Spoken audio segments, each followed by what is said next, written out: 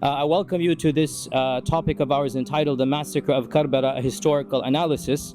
And this is a very long and drawn out topic. So before I begin, and I will begin immediately, I need to make 3 disclaimers. The first disclaimer: this topic is a very contentious one. It raises a lot of emotions.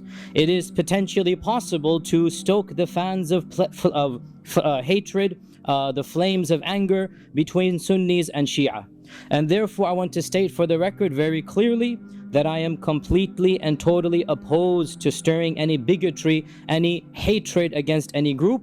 No doubt I am a Sunni and I'm proud of being a Sunni, and I disagree with Shia theology and their interpretation of history. Yet this disagreement that I have, and all of us really have, and they have with us, this disagreement should be kept civil. And it should never lead to violence or anger or hatred. In this world, Sunni and Shia should dialogue and debate, but we should never get violent with one another because of the differences in our belief. And the purpose of this lecture is just to educate, is just to talk about what we as Sunnis believe about Karbala and how we view the incident of Karbala. It's not meant to stoke anger or hatred against any group. Also, another disclaimer, the second disclaimer: obviously Karbala is a very detailed and a very important event in our history, and by its very nature, history is subjective. There's always interpretations, there's always motives being read in. And in this short lecture, and I have only 1.5 hours, there is no way that we can go into a detailed analysis, variations of history, what book X said compared to book Y. Why does book X say this? Why does book Y say this? What are the strengths and weaknesses of each interpretation? We have no time for any of that. And it is very easy to give 10 lectures just on Karbala. I'm only giving you 1 lecture, so by the very nature of this lecture, we have to condense, we have to summarize, and I am not going to be mentioning variations as I do in my Seerah class. You're literally just gonna have to trust me in my authority for today's lecture that I'm giving you 1 interpretation. But I just want to point out the interpretation that I will be giving is the standard interpretation of Sunni Islam. It is taken from the writings of Ibn Hajar, of Ibn Kathir, of the important historians of Sunni Islam, and by and large it is agreed upon. And the third and final disclaimer, that the other version, we have this version, there is another version that is popularized by the Shia, and most of this comes from one particular person. The details of that version comes from one person, and this person was a very early Muslim historian who was also Shia, and his name is Abu Mikhnaf Lut ibn Yahya, and he died 157 Hijrah. And Abu Mikhnaf Lut ibn Yahya was the first early historian to write a detailed booklet about the massacre of Karbala, and he called it Maqtalu Hussein. And this booklet, Maqtalu Hussein, became the standard version, full of lurid details, full of a lot of things that allegedly took place. And from our perspective, this author and his book are not authoritative. All of our scholars have said that this person is not somebody that can be trusted in narrations, because he theologically is inclined towards the other group, and therefore he has a version of events that we do not agree with, and we will not really be concentrating on that version of events. As I said, our version will be by and large Ibn Kathir and Ibn Hajar and the standard Sunni historians. Now, we begin our talk, and I want to begin by mentioning what is our perspective with the Ahlul Bayt, with the family of the Prophet sallallahu alaihi wasallam. Ahlul Sunnah wal Jama'ah firmly believe that the Ahlul Bayt have a very high rank and are the most blessed of all families. We love them with a genuine love. We love them with a genuine love between the 2 extremes. On the one hand, we have those, and they did exist and they still exist, who consider the Ahlul Bayt to be like any other family, or even worse than this, astaghfirullah, they curse them. And that has been a trend that has existed, and there are still some people like this. And on the other hand, we have the other trend of Islam, and this trend considers the Ahlul Bayt to be above and beyond other families in a supernatural manner. And they give them powers, and they give them privileges, and they give them attributes that we believe only belong to Allah subhanahu wa ta'ala. We believe that the Ahlul Bayt are the most respected family in the whole world, if they are righteous. So the mu'mins and the Muslims amongst them have a double blessing. They are believers and they are Ahlul Bayt. And the companions amongst them have a triple blessing, such as Ali ibn Abi Talib and Fatima and others, that they are Ahlul Bayt and they are Sahaba and they are believers. And therefore, we love them with a love that is triple if they are characterized by all of these characteristics. And we firmly affirm the blessings mentioned in regarding them in the Quran and in the Sunnah. And as for the Quran, Allah says in the Quran, إنما يريد الله ليذهب عنكم الرجس أهل البيت ويطهركم تطهيرا. That Allah wants to purify you of any filth, O Ahl al-Bayt. And Allah wants to cleanse you a good cleansing. This is in the Quran. And in the Hadith, we firmly believe that the Prophet ﷺ called Fatima and Ali and Hassan and Hussein, and this is called the Hadith of the cloak, Hadithul Qissa, and this is in our sources and we believe in it, that he called Ali and Fatima and Hassan and Hussein and he put them under a cloak and he said, "Oh Allah, these are my Ahl Bayti, these are my family." So we affirm this and we say that they are the most blessed family. And we firmly believe and we implement what our Prophet ﷺ said, as narrated in Sahih Muslim, that he said to the Sahaba and those after them, أُذَكِّرُكُمُ اللَّهَ فِي أَهْلِ بَيْتِي, that I remind you by Allah and by the rights of Allah for the rights of my family. أُذَكِّرُكُمُ اللَّهَ فِي أَهْلِ بَيْتِي, أُذَكِّرُكُمُ اللَّهَ فِي أَهْلِ بَيْتِي. He repeated this 3 times. So we love them with a love that is above and beyond any other family love. Abu Bakr as-Siddiq radiyallahu ta'ala anhu, he said to Ali ibn Abi Talib, "I swear by Allah, I would rather be kind and generous to the Ahlul Bayt than to my own family." Abu Bakr as-Siddiq said, "I would rather be kind and generous to the Ahlul Bayt," and he's speaking to Ali, "than to my own family." And Umar ibn al-Khattab radiyallahu ta'ala anhu, when he wrote down the dawaween, and the dawaween was a schedule of who will get how much money. It was a schedule of stipends. When he wrote down the dawaween, the number 1 category and the highest amounts were to the Ahlul Bayt. And the Ahlul Bayt got more than even he himself got as a salary.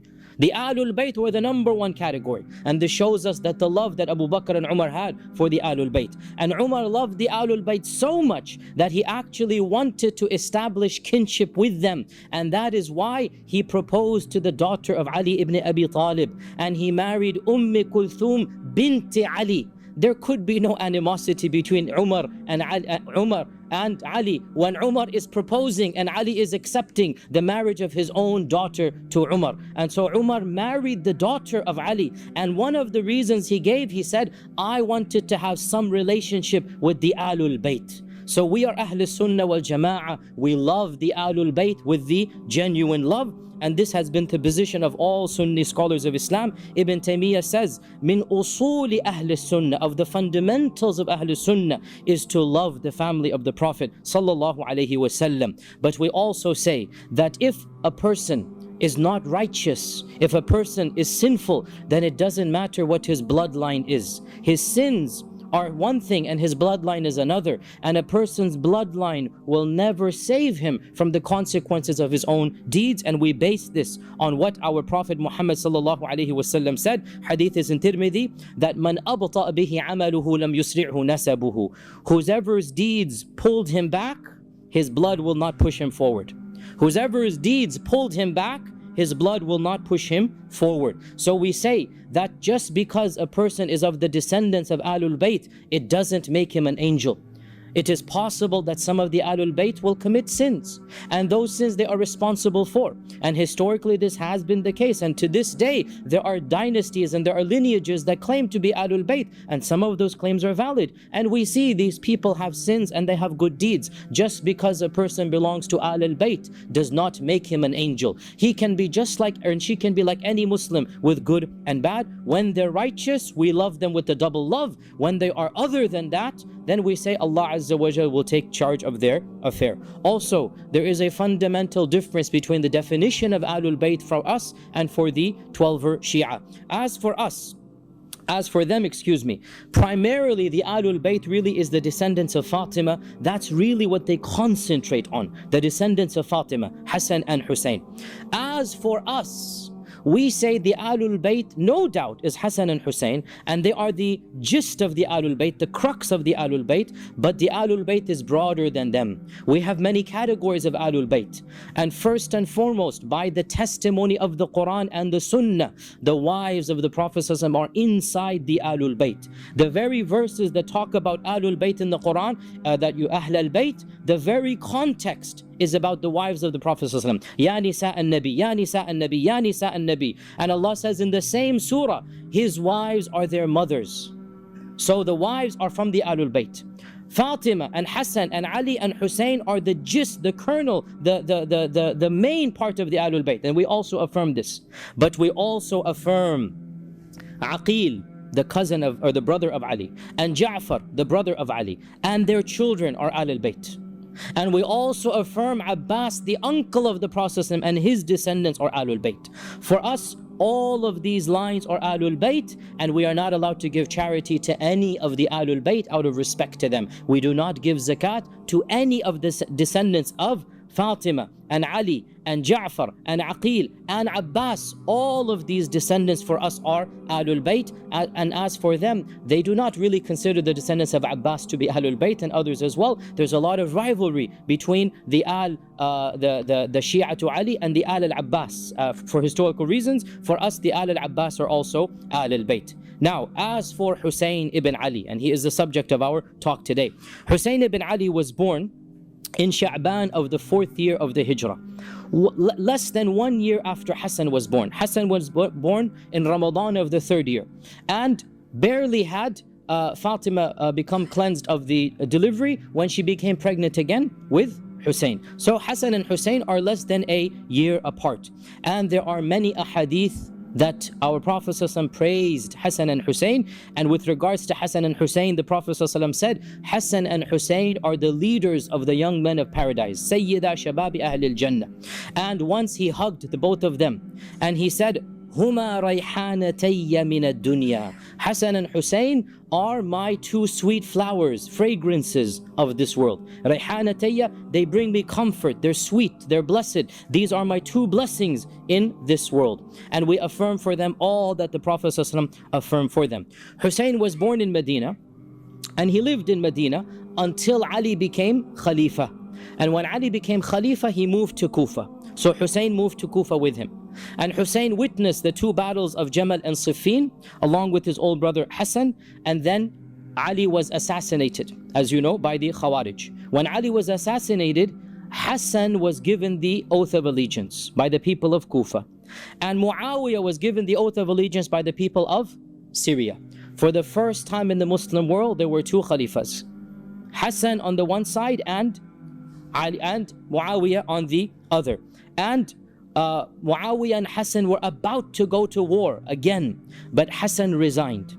Hassan, after 6 months, he resigned, and he did not want any further bloodshed. And so the Ahlul Bayt returned to Medina after Hassan's resignation, and Hussein moved to Medina, and he lived there until the death of Muawiyah in 60 AH, in 60 after the Hijrah, and Yazid coming to power, after which Hussein left Medina. So Medina, Kufa, Medina, and then he left Medina. And we'll talk about his leaving once we get to Yazid and how he came to power. There is no doubt that Hussein was greatly respected in his lifetime by all of the companions. Abdullah ibn Amr ibn al-As was once sitting in the shadow of the Kaaba, and he saw Hussein coming, and he said, "This man is the most beloved man on earth to the inhabitants of the heavens. There's nobody more beloved to those up there than this man." And this is coming from Abdullah ibn Amr ibn al-As. Now, let's talk a little bit about Yazid and the coming of power to Yazid before we get to now the problems between the two. We are all aware, vaguely, even though many of us have not studied this in detail, that towards the end of the time of the Khulafa al-Rashidun, civil war broke out between the Sahaba. And more Muslims lost their lives in this civil war in Jamal and Siffin than all of the Muslims who had participated in Ghazu against the Kuffar. More Muslims lost their lives in these two wars than all of the Muslims before this time fighting against the Sassanids and the Farisiyun and the Rum. All of those Muslims were less than the Muslims who died in Jamal and Siffin. It was a very traumatic civil war, and the quantity of Muslims that died was just horrendous. Now, as we said, when Hassan came to power in 41 Hijrah and Muawiyah came to power the same year, the two of them almost went to a third civil war, a third battle. There was Jamal, there was Siffin, there was going to be a third battle, bigger and more horrendous than the previous two. When, after much contemplation, Hassan said, no more blood is going to be spilled. Khalas, you wanted that bad, Muawiyah, take it. I will give up. And we as Ahlul Sunnah believe that Hassan was more entitled to be the Khalifa than Muawiyah. And Hassan was more righteous than Muawiyah. But Hassan was also, because of his righteousness, he did not want to spill any blood. And so he voluntarily gave up, and the Kufiyun, the people of Iraq, had a difficult time accepting his own surrender because he's their leader. But he managed to quell them down, he managed to calm them down, and with a great deal of difficulty, the people of Iraq grudgingly decided to khalas, throw their towel in with the rest of the ummah, and Hassan retired peacefully to where? To Medina. He retired to Medina. And Hussein, it is said, was not happy with his brother's decision. And he expressed this, but Hassan calmed him down and said this is better for the ummah, and out of respect for his older brother, Hussein did not do anything while his brother was alive. And he also lived a quiet life, and Hassan died in 50 AH. 50 after the Hijrah, Hassan passes away in Medina. Now, after the death of Hassan, Yazid ibn Muawiyah was nominated by his own father to become the successor. And who is Yazid and who is Muawiyah? Yazid ibn Muawiyah ibn Abi Sufyan ibn Sakhr ibn Harb ibn Umayyah, right? The Banu Umayyah. And the Banu Umayyah and the Banu Hashim were the most elite of the Quraysh. And even though they were cousins, there was also, as always the case between cousins and brothers, some type of rivalry between the two. And this is known throughout the seerah. And that is why when the Prophet ﷺ conquered Mecca, he made the house of Abu Sufyan one of the most noble houses, to give the honor to the Banu Umayyah, to give them the izzah that they wanted. And Abu Sufyan is of course Yazid's grandfather, right? Abu Sufyan is the leader. The Badr took place because of Abu Sufyan's caravan. Uhud, he was the leader, Abu Sufyan, right? So Abu Sufyan's grandson is Yazid. Abu Sufyan's son is Muawiyah, Muawiyah's son is Yazid. Yazid, by unanimous consensus of all the scholars of Islam, is not a Sahabi. He's not a companion. He was born in the year 26 Hijrah. 26 after the Hijrah. So more than 15 years after the death of the Prophet sallallahu alaihi wasallam. And the first thing that we hear about him as a young man was that his father put him in charge of attacking the famous Roman city of Constantinople, Qistintiniya, which is now called Istanbul, the city of Constantinople. His father Muawiyah put Yazid as a young man in his 20s in charge of the army that will attack Constantinople in the heart of the Roman Empire. And it was in this battle that Abu Ayyub al-Ansari passed away. And that is why to this day Abu Ayyub al-Ansari, his grave is in one of the suburbs of Istanbul. To this day Abu Ayyub al-Ansari, his grave is in the suburb of Istanbul, because it is said that when Abu Ayyub was about to die, he told Yazid that charge in as far as you can go, and wherever you get, just bury me there as close to the walls of Constantinople as you can. And that's exactly what Yazid did, that he charged in as far as he could go, and he then buried Abu Ayyub al-Ansari over there. Now, not ironically, but very interesting, Hussein actually participated as well in this ghazu. So Yazid and Muawiyah are on the, Yazid and Hussein are on the same side fighting against the Romans, and yet history would have a different turn 30, 40 years later. Now, there's also a hadith, by the way, that we need to be aware of about this incident, and it is reported in Bukhari. Our Prophet ﷺ said, the first army from my ummah to attack the city of the Caesar shall be forgiven. أول جيش يغزو مدينة قيصر مغفور لهم. The first army that shall attack the city of Caesar, which is Constantinople, shall be forgiven. And this is really the one blessing that we have to give to Yazid, that he was the leader of this army, and no doubt along with his other issues that we will talk about, and we are fair, we look at the good and the bad, the one positive that he has, and even Imam al-Zahabi, who is overall very negative of Yazid, he says with all of his evil, he got this one blessing. And that is the blessing of participating in the army of attacking Constantinople. Now obviously it was not successful and they came back, but it was the first attack on Constantinople. Now Muawiyah, after the death of Hassan, decided to nominate Yazid to be the Khalifa after him.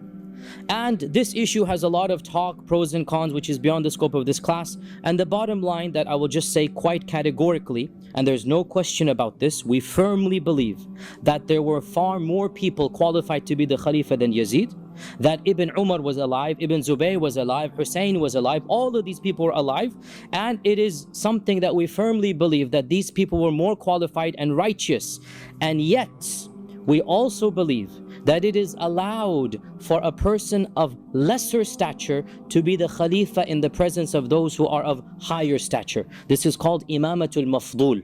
A person who's of lesser stature is allowed to be the Khalifa. It's not the best, it's not ideal, it's allowed over those who are better than him. And we do not have to agree with Muawiyah's decision. This is a very fundamental point of Sunni theology. We respect the Sahaba in their Islam, but we do not have to agree with every political decision they made.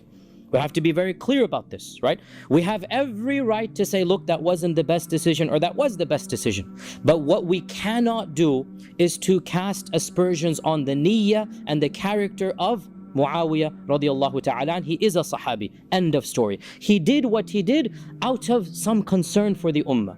Whether he's right and wrong, we have the right to discuss. But we cannot doubt his niyyah, that deep down inside he wanted some benefit for the ummah. And of what the benefits he wanted, which are pretty obvious, he has witnessed the worst civil wars that were caused because of politics. He wants to close this chapter, and so he says, khalas, let there be no more fighting, my son shall be the Khalifa after me. And he reasoned to himself, if Hassan can become the Khalifa after Ali, and Hassan and Ali are father, son and father, well then why can't I? And that's his reasoning, but we don't have to agree with it, but we must give him the benefit of the doubt. This is what our religion requires of us, that the Sahaba by and large, we must consider them to be people who loved Islam and loved the Prophet and are not traitors, but we do not have to agree with their political decisions. The goal was unity, the goal was avoiding bloodshed, and Muawiyah felt, if I nominate my son, nobody can then go to civil war. And so in the lifetime of Yazid, while he's alive, Muawiyah is alive, Yazid's alive, Muawiyah announces, every one of you must agree that after I die, my son Yazid shall become the Khalifa after me. By and large, the bulk of the Muslim world agreed, but Mecca and Medina, the provinces of Mecca and Medina, refused. And Muawiyah let it linger. He didn't really force it too much on them. He just said, inshallah, he probably felt that when I die, they will have to follow along. And in Mecca there was Abdullah ibn Zubayr, the son of Zubayr ibn al-Awwam. And in Medina there was the Ahlul Bayt, Hussein and the other Ahlul Bayt, and they both felt that they are more qualified to be the Khalifa than Yazid. But in the lifetime of Muawiyah, they didn't do anything political, they just let it be. Muawiyah died in Rajab of 60 AH. We're going in chronological order here. Rajab of 60, he died. And there were three people that the ummah was looking at to see what are they going to do. There were three people who had enough clout, enough respect, enough political capability that if they caused a hue and cry, the Umayyads are in trouble. Who are these three people? Number one on the list, and most of us ignore him because he was apolitical. Abdullah ibn Umar, the son of Umar ibn al-Khattab. Abdullah ibn Umar was the senior most Sahabi that was alive at this time. He is the senior most, the most respected Sahabi. Remember, Hussein, his respect primarily is lineage, but he was barely 6-7 years old when the Prophet passed away. Remember, right? His respect is his blood, his lineage, and that is a high respect. But Ibn Umar participated in ghazawat.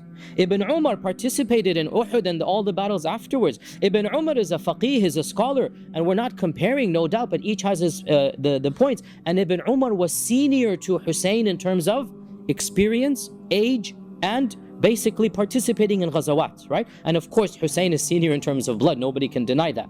So Ibn Umar was the main person that the ummah was looking at, and Ibn Umar decided to be apolitical. And that is why Ibn Taymiyyah, for example, praises Ibn Umar as having the most wisdom, that not having any bloodshed. That Ibn Umar said, let me not get involved, let the ummah has suffered enough. And he gave his bay'ah to Yazid, but he never took part in politics. And he said to his children that, look, if there's good in Yazid, then alhamdulillah good. If there's bad, then we will be patient at his evil and we'll let Allah judge him. He was not pro-Yazid, but he didn't make a stand anti-Yazid. He just lived his life with ibadah and ilm and tahajjud, and he didn't get involved in politics.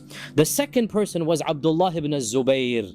And again, Abdullah ibn Zubayr is senior to Hussein in age. Only in age, obviously, otherwise, he's senior to Hussein in age. And he also has done much. And his father is a Sahabi, his mother is a Sahabi, his grandfather, his whole family is a family of prestige, Abdullah ibn Zubayr. And he was also a political person from a young age. And Abdullah ibn Zubayr decided to revolt, and he revolted in Mecca. And the third person on this list, which is the one that we're going to discuss, is Hussein ibn Ali ibn Abi Talib. So let's talk about Hussein now. What happened? Muawiyah dies, and the governor of Medina knows the tension between Hussein and the Umayyads. So the governor of Medina calls Yazid to his residence, his house. And not Yazid, Hussein. The governor of Medina calls Hussein to his house, and he asks him to give the oath of allegiance in public tomorrow in the masjid. Let's quell any problems, give me the oath of allegiance. And he kept on insisting. But Hussein refused. And Hussein, when he saw the pressure coming, he said, okay, give me some time, let me think, let me see what I can do. And the governor was a soft man. We know who he is and everything. He's a soft-spoken man. He was not a very harsh person. And so he let it go. Hussein immediately left to his house and informed his family to pack, and they were leaving in 2 hours, literally. Like, they're just going to leave the whole city. And the same night, Hussein, along with the immediate family, left for Mecca in the middle of the night. Hussein left for Mecca in the middle of the night, and he made his way to Mecca. Why did he go to Mecca? Because Mecca was relatively less under the control of the Umayyads. There was still a little bit more tension. The sympathizers of Abdullah ibn Zubayr as well were over there, and therefore he wanted to go to Mecca in order to flee the stronghold of Medina. So within the same night he fled to Mecca. News became public that Hussein had fled, and he had not given the oath of allegiance to Yazid, the governor, which is Yazid, meaning, the governor on behalf of Yazid. And when this spread to Iraq, the people of Iraq, and in particular the people of Kufa, they rejoiced because they were waiting for rebellion. The people of Kufa were never happy with the Umayyads. And when they heard this, it was now Ramadan of 60 Hijrah. So now it's Ramadan. So the message comes to them that Hussein has refused the allegiance. Their hopes soar. And they start sending letters and delegations to Hussein in Mecca, telling him that the time is now ripe. We will be behind you. Come and we will fight against the forces of the Umayyads. And it is said in our books that more than 60 messages came to him from the people of Kufa. On a daily basis, people kept on sending. Every tribe, the tribe of Kinda and the tribe of all of the major tribes of the region of Kufa, they sent their representatives, and they're telling him that come over, we need you to lead us against the rebellion against the Umayyads. And they sent many promises and threats as well. The threats being that, look, we're not even going to pray Jumu'ah until you come. What is the issue of praying Jumu'ah? Praying Jumu'ah was also a political act, in that the Khalifa or the governor led Jumu'ah prayer. Right? So in those days, the governor was the one who led Jumu'ah prayer. And therefore, by not praying Jumu'ah, you are sending the message, we don't consider you to be legitimate. We're not going to pray behind you. So they sent a message to Hussein, we're not even praying Jumu'ah. until you come. And that's the message, like, you had better come, we are desperate for your attention. And lists upon lists of noblemen sign their names that come and we will be with you fighting against the Umayyads. Now, remember the city of Kufa. What is Kufa? Kufa was a very unique and peculiar place. And in the year 37, it was the year that Ali shifted his caliphate to Kufa. And ever since that time, Kufa became the place of sympathy for the Ahlul Bayt. And it was in Kufa that the political movement known as Shi'ism began. Let me repeat. It was in Kufa that the political movement known as Shi'atu Ali began. In the beginning, it was a political movement. No theology, no aqidah, no cursing of the sun, nothing like this. It was just politics. We think Ahlul Bayt should be the Khalifa. Right? And this, they call themselves Shi'atu Ali. Ali himself had a lot of trouble with his own Shia. And there are many recorded conversations and many expressions of frustration from Ali himself, that you're not doing what you can. There's a lot of, you're not listening to me as well as you should. And there's a lot of akhbar about Ali's own tensions with the people of Kufa. Now, as we had said, when Hassan when Hassan resigned, when Hassan resigned, the people of Kufa were not happy and they wanted rebellion. But Hassan calmed them down. And they were still wanting a rebellion. Hassan passes away, Hussein now takes charge. So they say to Hussein, your brother didn't do it, you come and do it. Come and we will fight you. So a fight with you, behind you, against the Umayyads. Now, Hussein, after getting all of these rasail, all of these letters, he decided to send his cousin to check out, is it really worth it for me to go? Are we sure that we're able to go? And he sent his cousin Muslim ibn Aqeel ibn Abi Talib. So Aqeel is his older brother, is his uncle, older uncle. And Aqeel is of course the brother of Ja'far and Ali, right? Ja'far, Ali, Aqeel. Aqeel is his brother, the brother of Ja'far and Ali. So the son of Aqeel, his name is Muslim. So Muslim ibn Aqeel is the first cousin of Hussein. Clear? So he sends one of the Ahlul Bayt, he is an Ahlul Bayt, and he says to him, check out, is Kufa ready or not? Are they really serious about this or not? So Muslim ibn Aqeel left with a small group, 1 or 2 people, that's it, just to find, it's like not a spy, but basically it's a scouts is what I'm telling you, scouting mission, right? Find out, is it worthwhile or not? And so Muslim arrives in Kufa in the month of Dhul Qa'dah, 60 AH. Look at how time is coming up now. We know Muharram 61 is all going to come to an end. Look now, we're already in Dhul Qa'dah, right? 2 months away from the massacre. We can see what's building up here. So he arrives in Kufa in the month of Dhul Qa'dah. And the people rejoice like they have never rejoiced before. And thousands upon thousands of people. At-Tabari says more than 12,000 people in the course of the next 2 weeks gave the oath of allegiance directly to Muslim. And when you give the oath of allegiance, this basically means, khalas, we are with you. End of story. No matter what happens, you are our leader. They gave the oath of allegiance to Muslim on behalf of Hussein, basically, that we're on the side of Hussein. And these 12,000 people, they represented the bulk of Kufa. Over 40,000, because each one is representing a mini tribe. So every person who shakes the hand, there's 10 people, 15 people behind him. You get the point here, right? This is how they would do the bay'ah, that the leader or the elder would come and give the bay'ah. So the bulk of Kufa, 40,000 people, have now claimed that we are with Hussein. Muslim ibn Aqeel is overjoyed. He's never seen this enthusiasm and support. And so he writes back a letter that you can sense his excitement. And he writes to Hussein that all of the people of Kufa are behind you. So as soon as you get this letter, do not delay, come immediately. He's excited. He's seen all of this. The people are just buzzing with excitement. So he says, okay, we are going, as soon as you get this letter, come forth, do not delay, and make your way to Kufa. Now, we're going to talk about the letter in a while. Let's finish up the story of Muslim. What happens to Muslim? Okay, so he sends this letter sometime in Dhul Qa'dah, the end of Dhul Qa'dah of 60 AH. Now, rumors of all of this, you cannot hide this from the people. Eventually, it reaches Yazid in Damascus. Remember, Yazid is in Damascus, Hussein is in Medina, and his supporters are in Medina and Mecca. Hussein is in Mecca right now, sorry. And his supporters are in Kufa, right? So remember the basic geography here. Now, rumors of this beginnings of an uprising eventually reach the ears of Yazid. And so, Yazid, the first thing that he does, he sends in the most vicious politician he knows. Get rid of the mediocre or the average guys. I want the shrewdest, the most vicious, the one who's going to solve it. And that was a person who's infamous in early Islam, and his name is Ubaydillah ibn Ziyad ibn Abihi. He's known as Ibn Ziyad. He's known as Ibn Ziyad.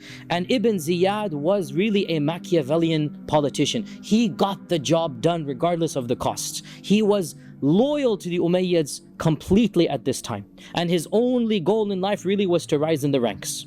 He just wanted to do whatever was the job and basically rise in the ranks of the era of politics. And nobody really has any respect for Ibn Ziyad amongst the historians in terms of his morals, in terms of his political abilities. No doubt he was shrewd, that's why he was put in. So the first thing Yazid does, he gets rid of the governor of Kufa, who was actually, again, a gentle, nice person by and large, gets rid of him, says, you get out of here. And he sends Ibn Ziyad with an entourage, a grand total of 17 people. That's it. Ibn Ziyad doesn't need an army right now. He needs brains. He sends Ibn Ziyad with a grand total of 17 people. So Ibn Ziyad was well known, as we said, to be vicious. He was also rash and hot-tempered, and he was also very young. He's going to become the governor of Kufa, and do you know how old he was? 28 years old. And young men, generally speaking, are very rash.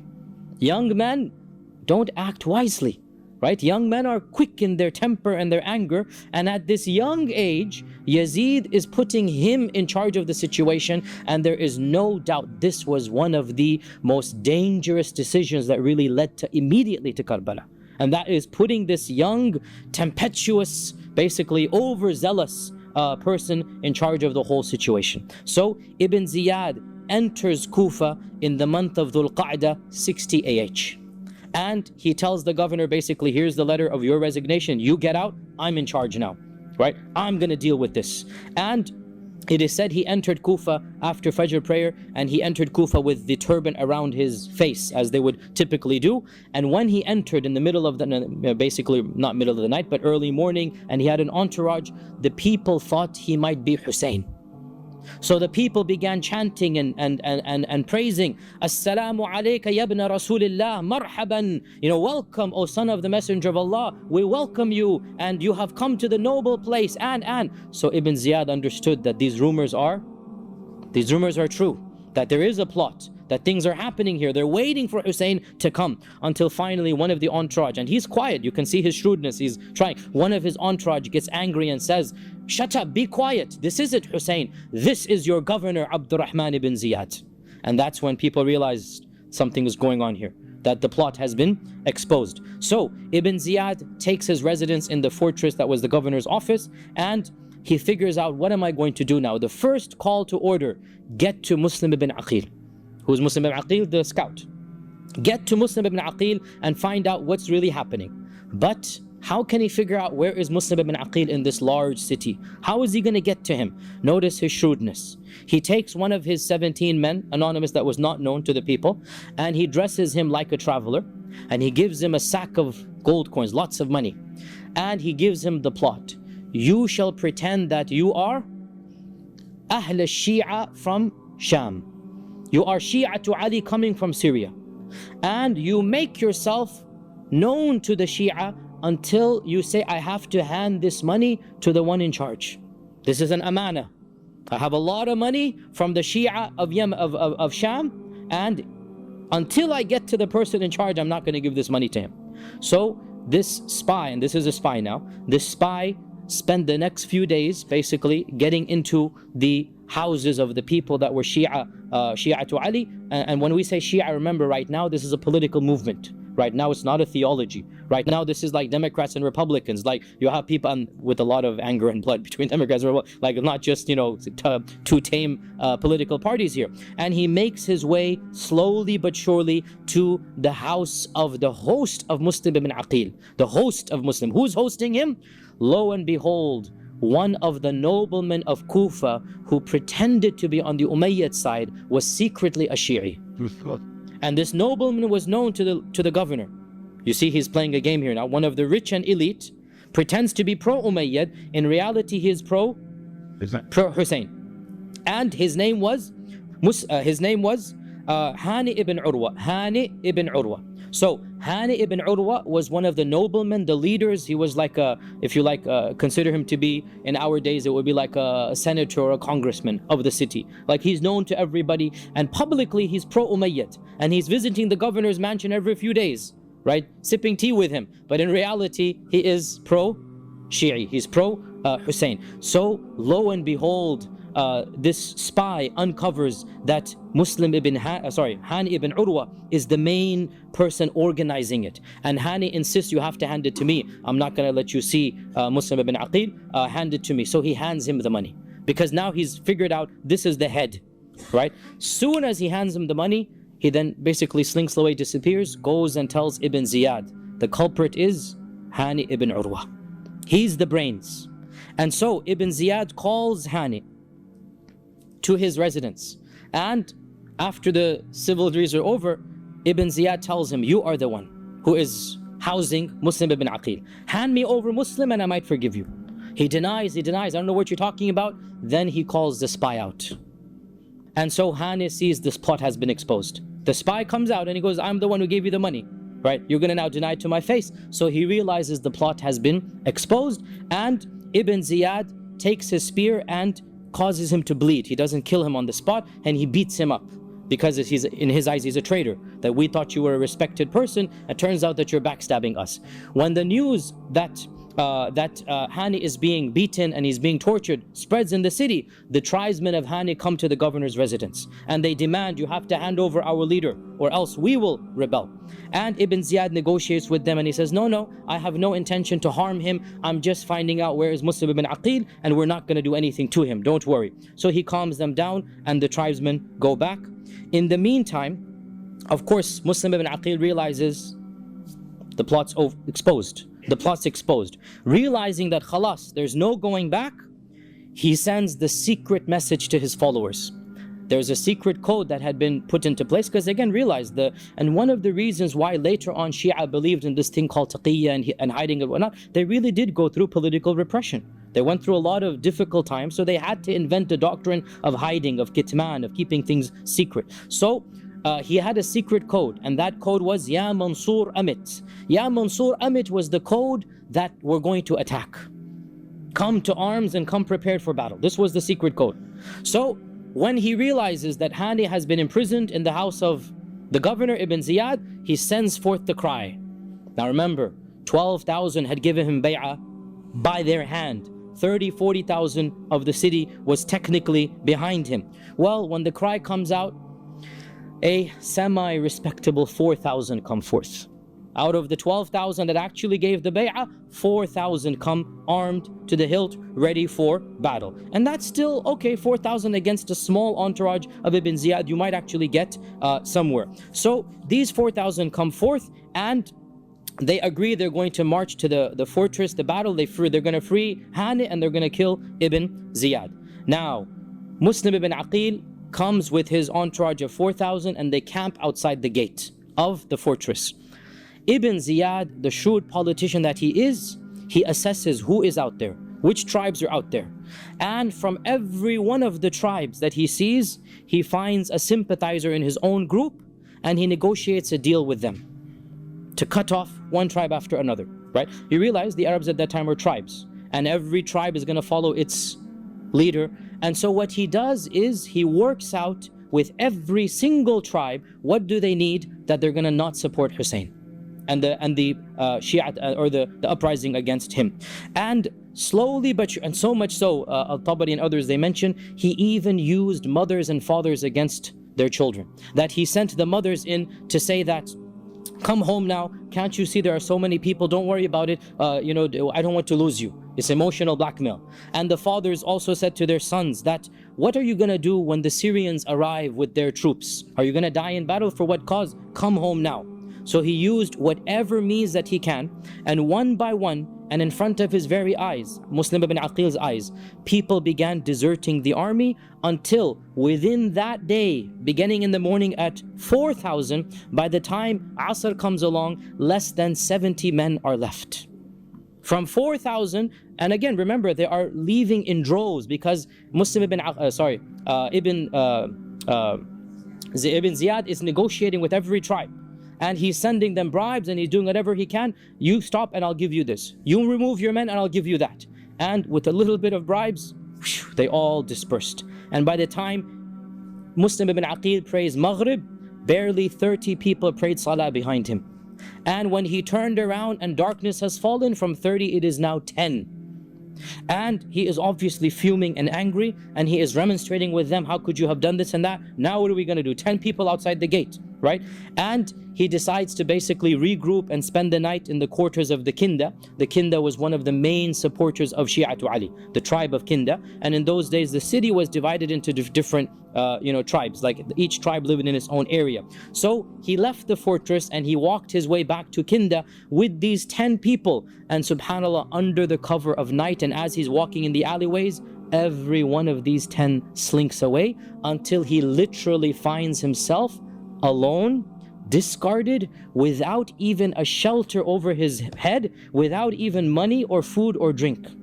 Like literally to the last man, they abandoned the cousin of Hussein, and that is Muslim ibn Aqeel, the grandson of Abu Talib. Muslim ibn Aqeel ibn Abi Talib, this is the grandson of Abu Talib. They abandoned him down to a last man. How long did it take them? 12 hours. What would it require? Just money and bribes. That's all was required. And they all disappeared.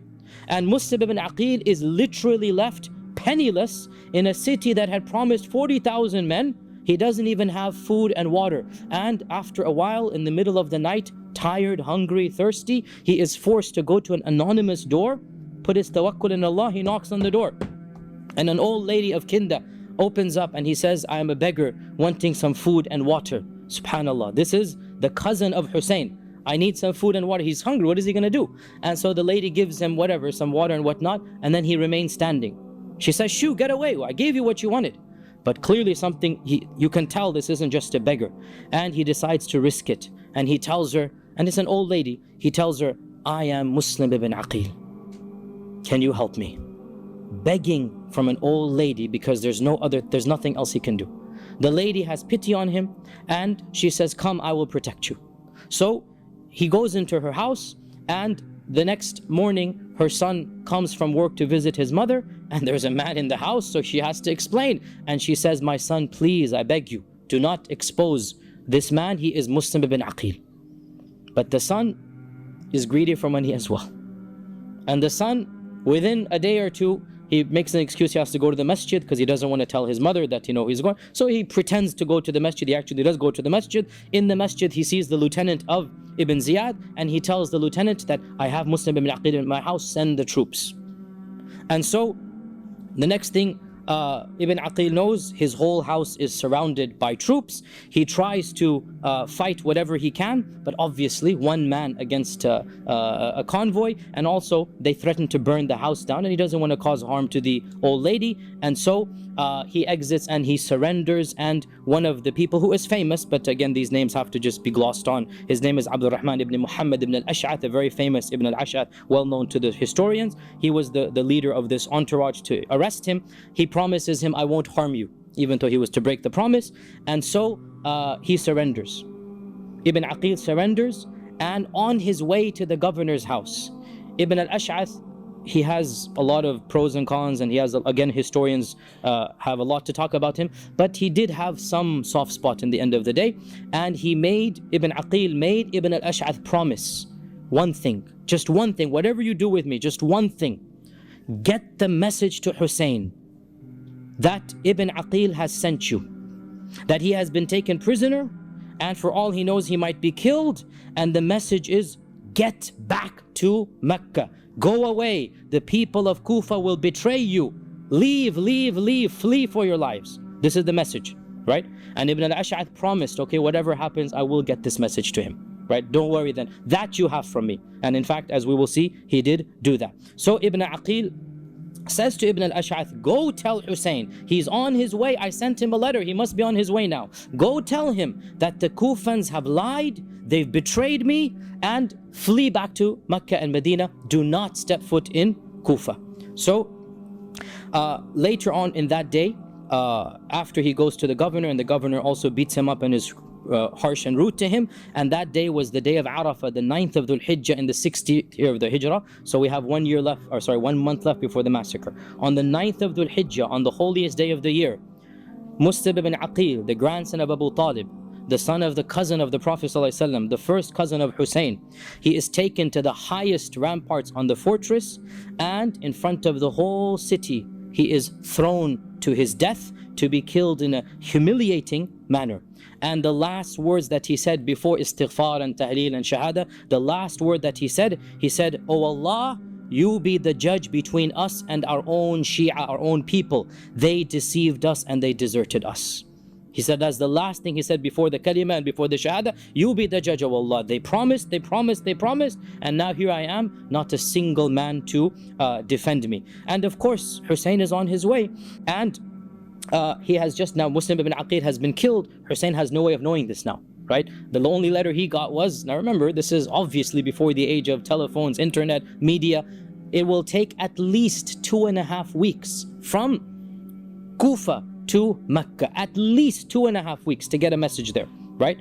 And therefore Hussein gets the message, come immediately. Khalas, he packed his bags, as we'll talk about, he left, right? He has no idea what's happening in Kufa. The people have been betrayed, his cousin has been killed, the host that hosted him as well was not just killed but crucified in the city center, and a number of other key players were killed and their bodies put in the city center for everybody to see. And the message is being given that this is what's going to happen if you turn against the Umayyad dynasty. Now remember, Ibn Ziyad had entered Kufa with only 17 men, and the infrastructure basically agreed to follow Ibn Ziyad.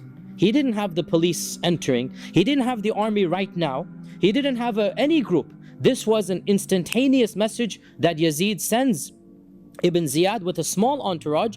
It was just the fear of what might happen if they disobey Ibn Ziyad that caused, and of course bribery, that caused all of the Kufans to basically disappear when they were most needed. And this was but a sign of what is about to happen. The killing of Ibn Aqeel and the betrayal of Ibn Aqeel was just one sign of what's going to happen. Now, all of this took place in Kufa. Let's now go to Medina. What's happening in Medina? Ibn Aqeel was killed either 9th or 10th of Dhul Hijjah, and Muslim Ibn Aqeel, of course, has sent the letter to Hussein. Hussein has already gotten the letter weeks ago, right before his death, before the death of Muslim Ibn Aqeel. And he makes his preparation to leave, and he announces that I am going. Now Mecca is a bit safer. The Umayyads don't have that much control over Mecca, so he can make some announcements. The people are more free to do as they please. He makes an announcement, he is going to Kufa. In Mecca, every single one of the senior Sahaba that was alive advised him against it. And we have so many narrations, even in books of hadith, not just books of history. In books of hadith, we have narrations that Abdullah ibn Abbas especially, and Abdullah ibn Abbas is also Ahlul Bayt, right? Abbas is the uncle of the Prophet. Abdullah ibn Abbas is the cousin of Ali, his father's cousin. Abdullah ibn Abbas is way senior to Hussein in terms of age and wisdom and participation in the Ghazawat. Abdullah ibn Umar, Jabir ibn Abdullah comes to Mecca and warns him. Abu Sa'id al-Khudri, every one of the Sahaba that was in the Hijaz, and they heard that he's preparing to basically, because this is a preparation that is going to be war. You're going to Kufa, you're going to have the people of Kufa behind you and the Umayyads on the other side. This is going to be war. All of the Sahaba were opposed to this. They've been through enough. And they feel that Hussein is being a little bit rash, that he was young when Siffin and Jamal took place. He's not old enough to realize the dangers or whatnot. Hussein, calm down. Hussein, this is not the way to go forward. You're going to cause destruction. You're not going to bring about any good. But Hussein was insistent, and he showed them the letters of the people of Iraq.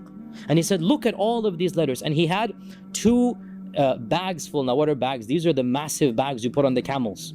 These are like huge, leather cases that the camel has one bag on one side, the other bag on the other. He said, look, all of these letters have come from Kufa. Surely I have support.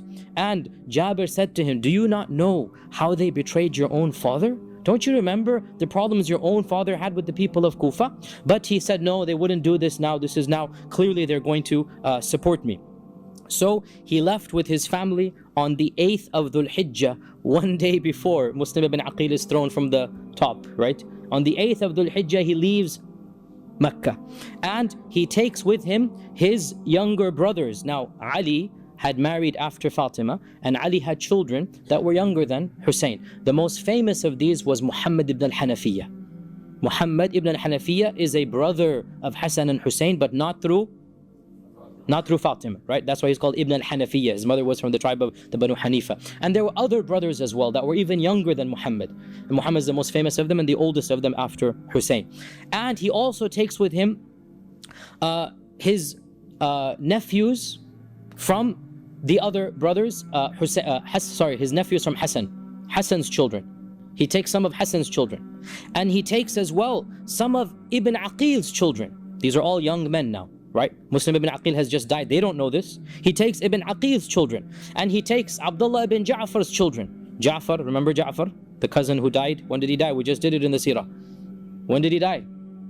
Oh, we didn't do it in the seerah, sorry. Battle of Mu'tah. We're going to do that soon. That's why. The Battle of Mu'tah, he died, right? Ja'far passed away. These are the sons of Ja'far and the grandsons of Ja'far. So the Ahlul Bayt come forth. The total entourage when they left Mecca was over 100 people. Over 100 people, including women and children. Now, the books of history, Ibn Sa'd al-Tabaqat, he mentions that Muhammad ibn al-Hanafiyyah, his younger brother, went with him walking outside the city, persuading or trying to persuade him to the very last minute that don't go. Don't go. This is not going to bode well for you.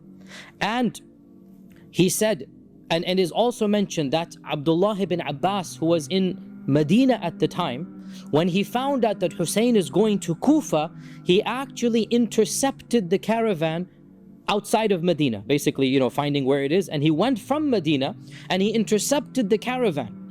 One of the senior most Sahaba. And he is also Ahlul Bayt. Abdullah ibn Abbas is also Ahlul Bayt.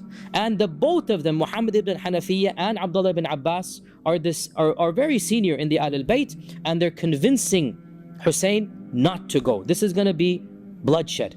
And Hussein answers the both of them with a phrase that clearly shows what he has in mind and what his intention was, and that is, I would rather die elsewhere than to open up the door for the haram to become an area of bloodshed. Meaning what? If he remains in Mecca, they'll come to Mecca. And so out of respect for Mecca, I don't want a civil war to take place in Mecca. I would rather die anywhere in the world than open up the haram to become bloody, right? And so out of respect for Mecca, but he has his mind that he wants to try to get to the power, but he doesn't want to open it up in the haram. So he goes, even if I die, that's fine. I'm not going to die in Mecca and cause bloodshed in Mecca. And as we said, Ibn Abbas, even Ibn Umar, others of the Sahaba, in fact, Ibn Umar, who was, as we said, the senior most companion alive. Abdullah ibn Umar is the most respected Sahabi alive during this incident. Ibn Umar tracks him down on the way. And Ibn Umar says to him something very profound. And this is mentioned in our books of Hadith, Ibn Hibban and others. This isn't a Hadith book. It's not even in the books of Seerah. It's also there, but it's also in Hadith books.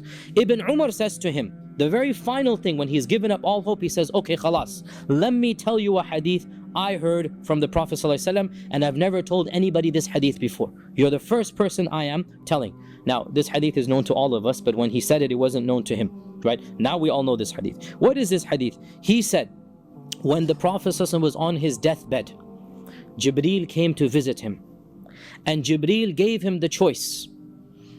If you want this dunya, you shall have it. And if you want the akhirah, you shall have it too. We know this hadith that right at the end of the life of the Prophet, Jibreel allowed him, do you want to live longer and get the dunya, or do you want to meet Allah subhanahu wa ta'ala, right? We know this hadith, right? And of course, what did the Prophet choose? To meet Allah subhanahu wa ta'ala. He doesn't want this dunya. Then what did Ibn Umar derive from this? Ibn Umar said, and you are a part of the Prophet bid'ah. You are the grandson, right? So when the Prophet chose the akhirah, he chose for you, basically, right? And so you will not get any share of power, because the Prophet said, I don't want the dunya, I want the akhirah. And you, Ya Hussein, are a part of him. So when he chose the akhirah, you guys are not meant to be kings. That's what he's telling him, right? You are not meant to be kings. Now, he didn't say the word king, but he said, but you shall not share any matter of that, meaning of power, and Allah has only turned it away from you to give you something better instead. Meaning, it is for your own benefit that you are not kings. And wallahi, this is so true, brothers and sisters. We believe this, that when you are a king or a ruler, politics always makes people unpopular. Politics, nobody likes politicians. This is a general rule, right? Politics brings about sab and shatam and ta'an and this and that. And the Ahlul Bayt should be preserved from that. The Ahlul Bayt are above this. The Ahlul Bayt are righteous and pure. And so Ibn Umar is saying, you are not meant to become kings. You're meant to be righteous people. Allah has meant something higher for you. Don't go. And so he's trying to convince him to the very last. And then he said to him, and as for the people of Iraq, don't you remember the treachery they gave to your own father? Have you forgotten? Now, the treachery they gave to Ali is beyond the scope of this class. You should just realize that Ali always complained about the people of Iraq and the problems that he had with them. But he still refused to listen. So everybody has told him it's not a wise idea, including his own brother Muhammad ibn al-Hanafiyyah, and that is why Muhammad ibn al-Hanafiyyah refused to allow any of his own sons to go. Muhammad ibn al-Hanafiyyah, none of his own sons went to help Hussein at what happened at Karbala, because he thought this is not a wise decision, right? And the point here is very clear, brothers and sisters, and that is, contrary to what the other group says, it's not a black and white issue. It's not a black and white. It's not that you're either on this side or on that side. We are on the side of Hussein in that we love him. But we say this decision wasn't in the best interest of Hussein or of the Ahlul Bayt or of the Ummah. We are not on the side of Yazid. If anybody, we're on the side of Ibn Abbas and Ibn Umar, right? That don't like Yazid. This is our position, as I'll come to the end. Yazid, astaghfirullah, is not our hero. La hawla wa la quwwata illa billah. But Hussein, we love him, but we say his emotions got the better of him. And it would have been better for him and the Ahlul Bayt if he listened to the other Ahlul Bayt, the senior Ahlul Bayt, such as Ibn Abbas, or the senior Sahaba, such as Ibn Umar. Nobody can accuse Ibn Abbas of being pro-Yazid. Nobody can accuse Ibn Umar of being pro-Yazid, but they were also anti-khuruj of Hussein. They weren't anti-Hussein. They were saying this isn't the best decision. Nonetheless, he refused and he persisted to go forward. And when he comes close to Iraq, he sends a messenger to the people of Kufa that basically, guys, I'm coming, right? Be ready, I am coming. Now, Ibn Ziyad is now back in Kufa. He is waiting for Hussein to come. And anybody who's entering the city is being monitored extra now, right? Now, Hussein has no idea that Ibn Ziyad is in charge even. He still thinks the old governor is in charge. Hussein has no idea that Ibn Aqeel has been killed. Hussein has no idea the plot has been exposed. He's in the middle of the desert. He's going there. Who's going to send him a message? As of yet, nothing happens. So he sends a messenger. The messenger is caught by the forces of Ibn Ziyad and executed. Now the messenger doesn't return. He sends a second messenger. Again, because Ibn Ziyad is on the prowl. Once again, this messenger is caught and is executed. But this second messenger, he actually manages to get the message to the people that Hussein is just coming. You had better prepare yourselves. And how does he do this? As a brave man, that he too was taken to the height of the tower to be thrown away. But the last thing that he said, he shouted out to the people that, "O people of Kufa, Hussein is on his way. He's just about to come. Prepare yourselves." So he's still hoping that they might do something, right? So on his way down, basically, he warns them that Hussein is on his way and prepare yourself. Now, eventually, Hussein is very close to Kufa, and it is here that finally Ibn al-Ash'ath's messenger reaches him. Who's Ibn al-Ash'ath? The lieutenant who captured Ibn Aqeel, right? He was faithful to this one request. Even though he killed him, he was still faithful. He made him promise that you must send Hussein. So finally the message reaches Hussein, and the whole episode is now in front of his eyes. Ibn Aqeel has been killed. Your followers have, the main leaders have been crucified in the compound in the middle of the city, and none of the Kufans has supported Ibn Aqeel, and you have been betrayed. And the message from Ibn Aqeel: flee and go back to Mecca. Do not step foot in Kufa. And he is persuaded now to abandon. Very close to being now. Khalas, there's nobody in Kufa to do it. But now the dialogue begins in his own camp. And remember, Muslim ibn Aqeel's own sons are a part of the group. Now their father has just been killed, and they want revenge. And they say, we are not going to go back. We are going to avenge the death of our father. And while this is going on, another person in the party remarks that, oh Hussein, you are not like Ibn Aqeel. When the people of Kufa see you, there's no way they would abandon you. You are the Sibt al-Nabi, you are Ibn Rasulullah, Ibn Rasul meaning yani, metaphorically, grandson. You are. And so, the anger of the death of Muslim ibn Aqeel and the encouragement of this other crowd, and wallahi, it makes sense, I mean really, if you think about it from his perspective. Now, what is really key here for us as Sunni Muslims, in contrast to the Shia, their interpretation, we do not believe that Hussein marched to a suicide. We believe Hussein really thought he would win. You see the difference here, right? From the Shia perspective, they say Hussein knew he was marching to his death. But we say no. Hussein genuinely believed that when he got to Kufa, the people would support him, and the people would then fight him against the Umayyads. And he's still hoping, because remember, Kufa is one of the largest cities of the Muslim world at the time, right? We said around 30,000-40,000 people have, you know, proverbially basically supported the uprising of Hussein.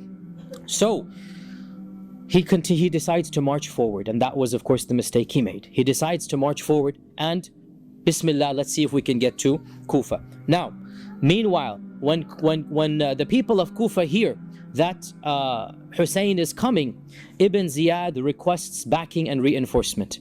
And Ibn Ziyad gets a large amount of troops that were sent to fight one of the Turkish provinces called the province of Daylam, the Daylamites, that they were going to wage ghazu against the Daylamites, 4,000 men. And Ibn Ziyad intercepted them, and he got permission from Yazid that I need them against Hussein, right? So these people were not sent from Damascus to fight Hussein. They were sent to fight the Daylamites, the Turkic group up east and northeast, right? They were sent to fight a Turkish group northeast. And he got permission, northwest. It is northwest from Kufa. Northeast or northwest? I don't remember whether it's northwest. Yes, northwest, you're right, northwest, yes. Daylam is northwest, you're right. So the point being, northwest, northeast, they weren't sent to fight Hussein. Their niyyah was to fight the Daylamites. And he got permission to intercept this large group of troops and use them to basically threaten Hussein. So Hussein basically makes his way to Kufa, and it is in the plains of Karbala where these 4,000 men intercept Hussein, right? These 4,000 men intercept Hussein. Now, Karbala is literally, metaphorically, a stone's throw away from Kufa. It is very close to Kufa. These days you can drive between Karbala and Kufa, a short drive. It's not something that is a far away distance. So Hussein makes his way basically to a stone's throw outside of Kufa. And on the 3rd of Muharram in the year 61 Hijrah, this is when the forces of Ibn Ziyad intercept the small entourage of Hussein. And we had said that there were 100 people, and along the way more and more people joined because they're excited. When the messenger of Ibn al-Ash'ath came and said to him, flee and run and go back, Hussein made an announcement that, look, whoever wants to leave can leave, because we have got the message that the situation is precarious. So guess what? Everybody left once again, except for the Ahlul Bayt, the blood relatives. Once again, everybody basically left, And so they moved down once again to probably around 70 or 80 people at this point in time.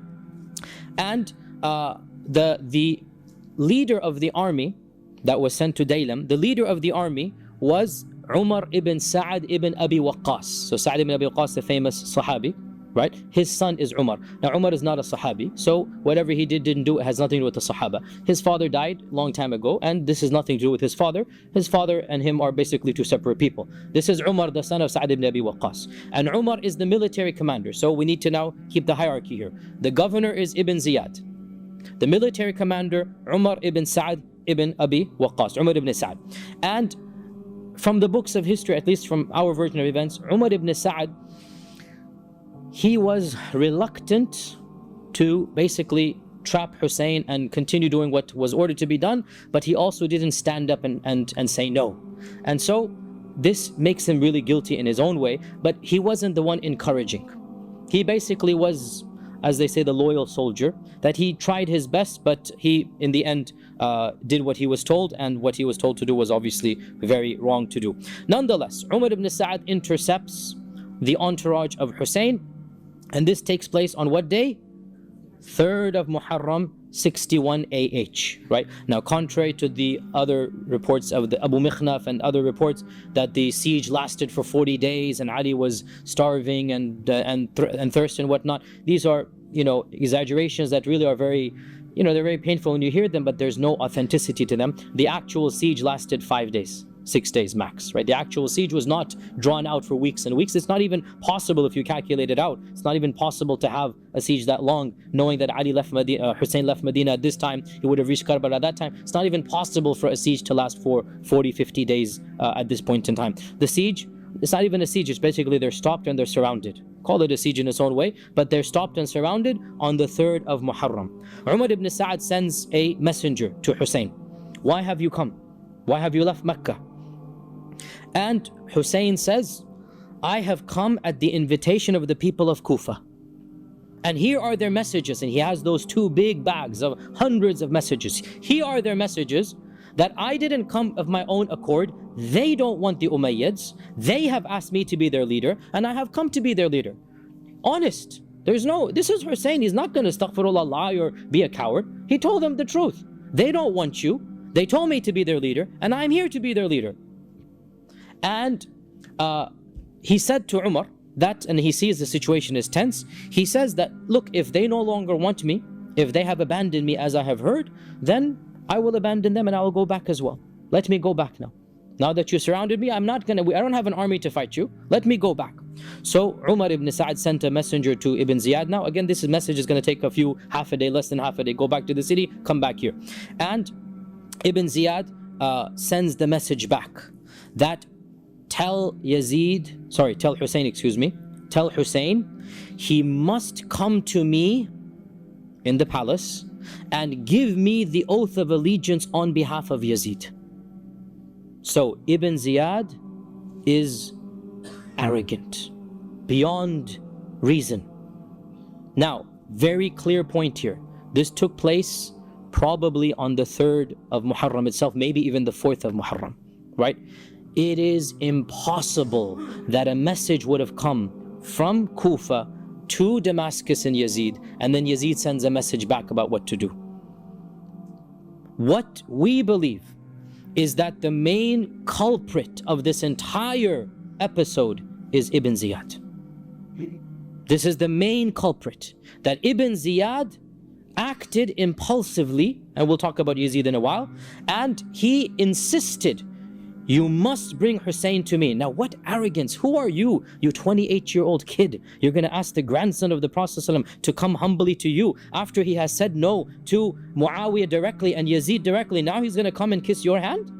Wallahi, this is arrogance. And we would not expect Hussein to do this. He said, no, I'm not going to do this. I'm not going to go to Ibn Ziyad and kiss his hand and give the bay'ah to him on behalf of Yazid, right? So when the message came from Ibn Ziyad, he must come to me. Hussein then says to Umar ibn Sa'ad, he says to Umar ibn Sa'ad, look, go back and tell him one of 3 options. I give you 3 options, choose whichever you want. Number 1, let me go back to Mecca. Khalas, okay. I wasn't able to get the people of Kufa. Let me go back the way I was. Okay. Number two, if you refuse to do this, then take me to Yazid directly and I will speak to him directly. Now, this is actually a sign of bravery. And it's also a sign, by the way, and this is very key here, that Hussein felt more comfortable negotiating directly with Yazid than with this impetuous governor Ibn Ziyad. Because Hussein and Yazid have a history. They've known each other, not friends, right? But Hussein and Yazid have negotiated together. Hussein knows Yazid's stance, Yazid knows Hussein's stance. And Muawiyah, his father, had been very careful about making Hassan and Hussein irritated. That he was very respectful, he gave them stipend, whatever he could do to just basically give them some respect. And he told Yazid that be careful of Hussein and show him the utmost respect, make sure he never flips against you. So Yazid, Hussein actually said, let me go to him directly and I'll negotiate something. And if he had gone, we don't expect him to have compromised, he would have been firm, but it is our estimation that Yazid would never have killed Hussein directly. This is our estimation, right? And the books of history tend to prove this, as we will see. This is the second option. Then there's the third option. If you refuse this or that, then send me into exile into one of the faraway lands. If you're not going to let me live in Mecca or take me to Yazid, then khalas, let me be. Okay, you have won and I will just worship Allah in some faraway land, right? Now, these three conditions were so reasonable that one of the close friends of Umar ibn Sa'd said, Wallahi, if the Turks and the Daylamites gave you one of these three conditions, you would be forced to accept them. How reasonable. What more do you want? And Umar ibn Sa'd became happy that, okay, now we're going to solve this. And he went personally to Ibn Ziyad and he said, okay, choose one of these three. Which one? Ibn Ziyad refused all three. And Ibn Ziyad said, either war or my hand. These are the two options you have. You either come and you put your hand in mine and you give the bay'ah on behalf of Yazid, or else there is no other alternative. And Ibn Ziyad sent one of his close entourage, and this really was the ruthless warrior, Shimr.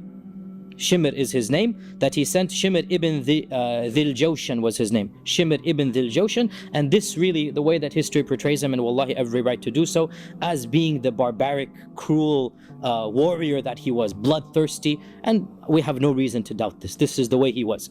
That he sends Shimr to basically become the shadow of Umar ibn Sa'd, because Umar ibn Sa'd seems to have a soft spot, right? So he sends Shibr to basically monitor Umar ibn Sa'd, and he sends Shimr that these are the two conditions he had, two options. You either come to me humbly and put your hand in mine, or else there is war. And by the time Shimr comes, this is the 9th of Muharram. The 9th, so for 6 days, 5.5 days, back and forth, back and forth, back and forth. Finally, on the 9th of Muharram, Shimr comes and says, you either come to Ibn Ziyad or else tomorrow there will be war, right? And there was a lot of tension. And many of the people on the side of Umar ibn Sa'd either abandoned the army of Yazid or the army of Ibn Ziyad, and a small group of them actually defected over to the side of Hussein. A small group of them. We didn't come to fight the grandson of the Prophet. Now you're gonna, a small group of them came over to the side of Hussein, right? Now, the people of Kufa know full well what's going on. It's happening under their nose, literally under their nose. 6 days go by and not a single one of them comes forth to help the very person whom they have promised. It's literally happening there. And nobody comes to help Hussein ibn Ali. And so, of course, Hussein refused to go to Ibn Ziyad, and wallahi, this is exactly what we expect. Wallahi, this is exactly what we expect. Hussein was not a coward. Hussein is not, when he was at a time of peace and security, at a time of izzah, he refused to give bay'ah to Yazid. Now you expect him to give bay'ah when his life is threatened? La hawla wa quwwata illa billah. No way. This is the grandson of the Prophet. If you're going to kill him, you're going to kill him with dignity and karama. And there's no doubt that he chose the braver of the two options. Now that he's trapped, his back is to a wall, he's not going to go begging for his life in the hand of this young impetuous governor. And so he refuses. And he says, be as it may, I am not going to go give bay'ah to Ibn Ziyad on behalf of Yazid. And so It came to pass on the morning of the 10th of Muharram of 61 Hijrah that a cruel and pitiless battle took place. On the one hand, you have barely 60-70 men, and on the other hand, you have 3,000-4,000 people. On the one hand, you have the grandson of the Prophet Muhammad sallallahu alaihi wasallam, and on the other hand, you have a bunch of rebels and army generals and whatnot. And so it came to pass that the grandson of the Prophet sallallahu alaihi wasallam, what his own grandfather said about him came true, because it is authentically narrated in our own Sunni books of hadith that Ali ibn Abi Talib once came to the Prophet sallallahu alaihi wasallam, and he saw him crying, and he said, "Ma yubkika ya Rasulullah, why are you crying, O Messenger of Allah?" Tears are coming out of his eyes. Why are your tears coming out of your eyes? So he said, and this hadith is in Muslim Imam Ahmad and in Tabarani, it is authentic. He said, "Jibreel just came to me, and he told me that my own ummah shall kill Hussein next to the Euphrates River. And he brought me some of that sand where he will be killed. And this is what has made me cry." And the narrator of the hadith said that, and we knew that that sand, we later knew that the sand was the sand of Karbala. And so the army zoomed in on the camp, the entourage, and there was no warriors or fighters here. These are just a small group of men, most of whom were Ahlul Bayt. And Hussein in the beginning was protected by the Ahlul Bayt, and they fought on his behalf. But one by one, as they were killed, and Hussein is left standing. And in the very final act, Hussein kept on charging on. And who amongst them would dare come forth and raise a sword against the grandson of the Prophet sallallahu alaihi wasallam? And so everybody was just trying to avoid his own sword, Hussein's sword. Who's going to raise his hand? Until it was that infamous, that evil, that brute, it was Shimr ibn Abi Jawshan that gave the commands to attack.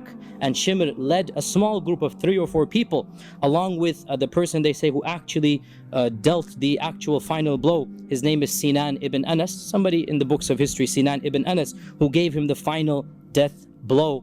And as a final act of brutality, Shimr and Sinan, they cut off the head of Hussein ibn Ali ibn Abi Talib, and they sent it to Ibn Ziyad on a plate as a gift. La hawla wa la quwwata illa billah.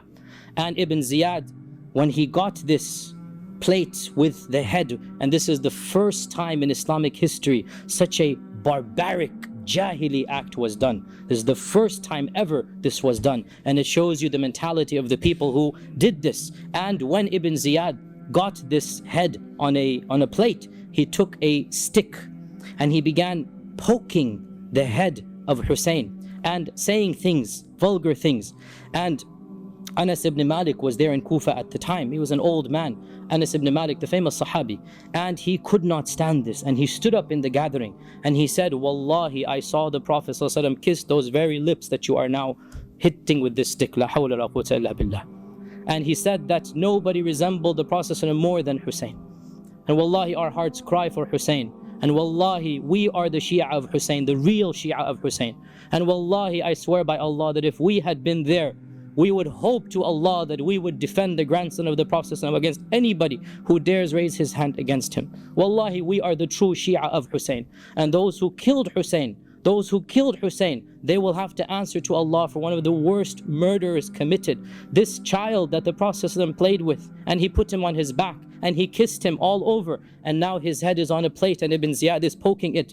Anas ibn Malik could not stand this, and he said, "This very lips that you are making fun of and you are poking, I saw the Prophet ﷺ kiss those very lips." And he said that Hussein resembled the Prophet ﷺ most in his manners. And there are some reports as well that Ibn Ziyad sent it to Yazid, but these reports seem to be a confusion. It was not Yazid who poked the face of Hussein, it was Ibn Ziyad. This seems to be the correct version of events. Yazid did not poke the face of Hussein, it was Ibn Ziyad. And in total, over 70 people were killed in the party of Hussein, 15 of them Ahlul Bayt, and all of the women and children were protected, none of them were harmed. The only male survivor was the son of Hussein, Ali, known as Zainul Abidin, Ali Zainul Abidin. And the reason why he was saved from the massacre, he was sick with a very high fever, and he was in the tent of the women, and he was just tossing and turning in bed with that fever. And so when the massacre took place, he was actually in the tent of the women, so he was basically then spared. And so the progeny of Hussein to this day goes through Ali Zain al-Abidin, and then matters went on from there. Analysis and brief comments before we conclude.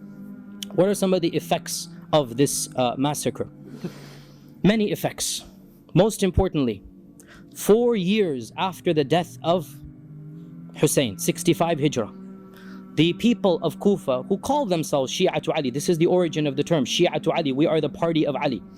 They kept on feeling guilty for what they had done.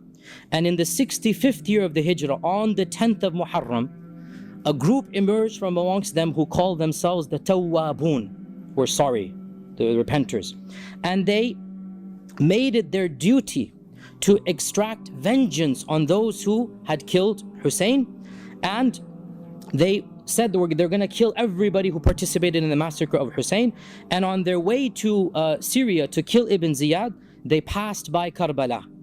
And of course the body of Hussein is most likely buried in Karbala. And they spent the whole night lamenting and crying and singing poetry and beating themselves. Why? For having failed to protect Hussein when Hussein needed their help. And with this incident, we can mark the beginnings of theological Shi'ism. Up until this point in time, Shi'ism is a political movement. Political. They don't say that the Ahlul Bayt are this and that. They don't say that Abu Bakr, no, all of this is not there. It's just Umayyads versus Ahlul Bayt. And these are pro-Ahlul Bayt and anti-Umayyad. That's it. With this incident, slowly but surely, theology got added into it.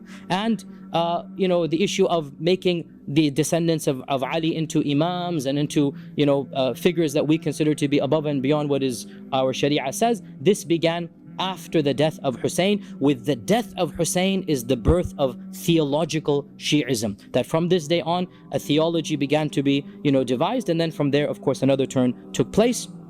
And this incident, believe it or not, was very similarly repeated. A deja vu took place in 122 AH from the son of Ali ibn al-Hussein, Zain al-Abidin, and his name is Zayd. When Zayd, the son of Ali, the son of Hussein, the son of Ali, the son of Ibn Abi Talib, see the lineage, right? Zayd was once again in Medina, and the people of Kufa promised him the same thing. His older relative said, don't go, don't go, don't go. And Zayd said, no, this time is going to be different. So in 122 AH, Zayd did the same journey from Medina to Kufa. And in Kufa, the people quizzed him, and most of them rejected him. Why? Because they said to him, do you curse Abu Bakr and Umar? Why? Because in Kufa, theology is changing. In Kufa, they're making a theology out of it. And Abu Bakr and Umar become the worst people. So they said, do you curse Abu Bakr and Umar? And Zayd ibn Ali said, Wazirayu Rasulillahi sallallahu alaihi wasallam. These were the wazirs of the Prophet. You want me to curse Abu Bakr and Umar? No, not possible. I am simply against the Umayyads, basically, right? And this shows us the real clash between theological Shi'ism and political Shi'ism. The Ahlul Bayt were Shia politically, not theologically. And the Shia of Kufa became Shia, what we call Shia. The irony of ironies, when Zayd came, they rejected their own Imam as being too Sunni, basically. They rejected their own Imam, that you don't curse Abu Bakr and Umar, how can we fight behind you? So they did not fight behind him, and the Umayyads came, sorry, the Abbasids this time, not the Umayyads, the Abbasids came, and the Abbasids massacred Zayd, and this was the beginning of what we call Zaydi Shi'ism. Zaydi Shi'ism is a different branch of Shi'ism. It is still strong and powerful in Yemen. The only country in the world where you have Zaydi Shia is Yemen. And you have the Ithna Ashari Shia, which is the Shia of Pakistan and Bahrain and Iran and Iraq. This is 12er Shi'ism. You compare the doctrines of Zaydi Shi'ism with 12er Shi'ism, and you see the reality between political Shi'ism and theological Shi'ism. Zaydi Shi'ism respect Abu Bakr and Umar. Zaydi Shi'ism does not curse the Sahaba. Zaydi Shi'ism don't consider the Imam to be infallible and there's one Imam and Allah. All of this is not there in Zaydi Shi'ism, right? Zaydi Shi'ism is the real Shi'ism of the Ahlul Bayt. There's no theology that the 12 or Shi'ism went a whole different way. And that's the story beyond the scope of this. The final point, and it will take 5-10 minutes, the final point. Who is to blame? Who is to blame for the massacre of Hussein? The Sahaba that were alive at the time, they knew exactly who to blame. The companions squarely placed the blame on the people of Kufa. The number one culprits were the very people who claimed to be the partisans of Ali. And it is authentically narrated in the books of hadith, not even the books of history. Muslim, Imam Ahmad, Tirmidhi, we have these in the books of hadith, that when Salama, who is Salama? The wife of the Prophet ﷺ, when she heard of the death of Hussein and the martyrdom of Hussein, she said, may Allah's la'na be upon the people of Iraq. They were the ones who murdered him. قَتَلُوهُ قَاتَلَهُمُ اللَّهُ. They killed him. May Allah subhanahu wa ta'ala curse them. They seduced him. They promised him. And then they abandoned him right at the very end. And we have the even more famous narration of the senior most Sahabi, who is Abdullah ibn Umar, the most respected of the Sahaba alive. He's not pro-Yazid. He doesn't like the Umayyads. He doesn't like the politics going on. And the famous, this hadith is in Bukhari. This hadith is in Bukhari and Muslim.